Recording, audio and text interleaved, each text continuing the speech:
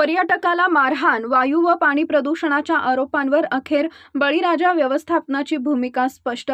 काही गैरसमज पसरवले गेले. नियमांचं पालन करूनच व्यवसाय सुरू, व्यवस्थापनाचा दावा.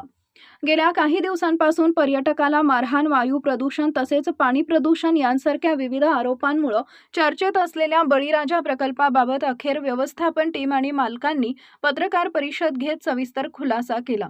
पत्रकार परिषदेत व्यवस्थापनानं सर्व आरोपांना ठोस उत्तर देत अनेक मुद्द्यांवर आपली भूमिका स्पष्ट केली.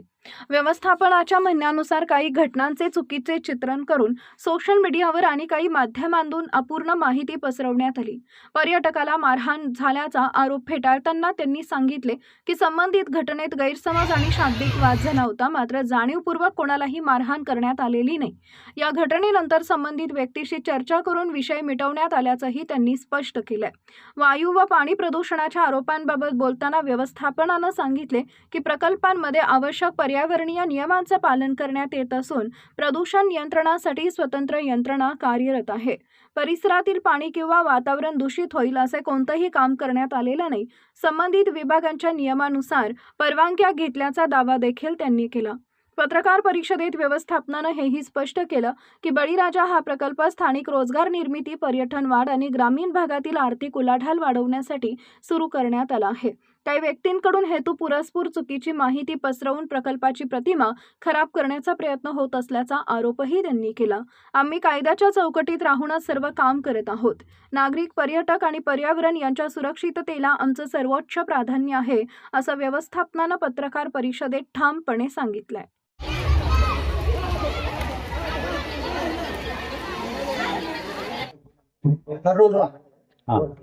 बळीराजा कृषी आणि ग्रामीण पर्यटन केंद्र याला एक महाराष्ट्र प्रदूषण मंडळाकडून 20 तारखेला एक नोटीस त्यांनी पाठवली होती. ही नोटीस अजून आमच्यापर्यंत पोहोचलेली नाही आहे, परंतु आम्हाला ती इतर ठिकाणी मिळाली म्हणून आम्ही त्याचं उत्तर देतोय. त्या 7 दिवसात त्याला उत्तर द्या म्हणून सांगितलेलं होतं. तर त्यामध्ये त्यांचे मुद्दे असे होते की कुठल्याही प्रकारचं कन्सेंट तुम्ही घेतलेलं नाही आहे, परंतु अशा वॉटर पार्कला कुठलं कन्सेंट असावं किंवा असतं, किंवा आम्ही इतरही पुण्या मुंबईमध्ये चौकशी केली परंतु ते असतं असं काय आम्हाला कळवलेलं नव्हतं. आणि त्यांनी कोणत्या अंतर्गत हे कन्सेंट घ्यायची ह्याची काही नियमावली दिलेली नव्हती. त्याची आम्ही आता त्यांना विचारणा केली आहे की कोणत्या खाली आपण कन्सेंट काढावं लागेल आणि त्याप्रमाणे आपण कन्सेंट ती घ्यायला तयार आहे. त्यानंतर दुसरा त्यांनी मुद्दा केला होता की तुमची अरेंजमेंट जे पाण्याचं घाण पाणी जे बाहेर येतं तुमच्या टँकमधलं शुद्ध केल्यानंतर म्हणजे फिल्ट्रेशन केल्यानंतर तर त्यासाठी ETP नाही आहे.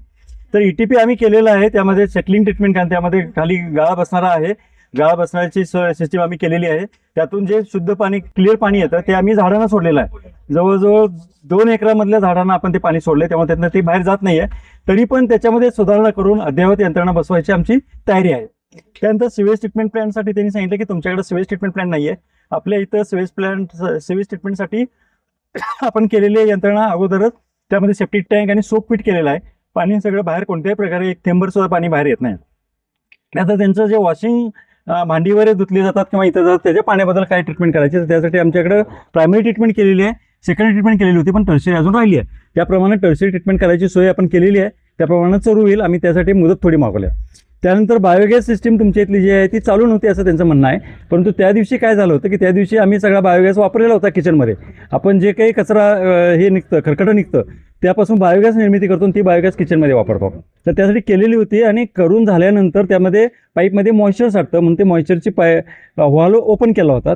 त्यांना वाटलं की हे बंदच आहे, त्यामुळे त्यांनी ती नोटीस, त्याप्रमाणे आम्ही त्यांना खुलासा तो दिलेला आहे आणि त्याप्रमाणे आम्ही 4ही खुलासे त्यांनी योग्य पद्धतीने दिलेले आहेत. पुढे बघू त्यांचं काय उत्तर येतं, त्याप्रमाणे आम्ही पुढे कारवाई करणार.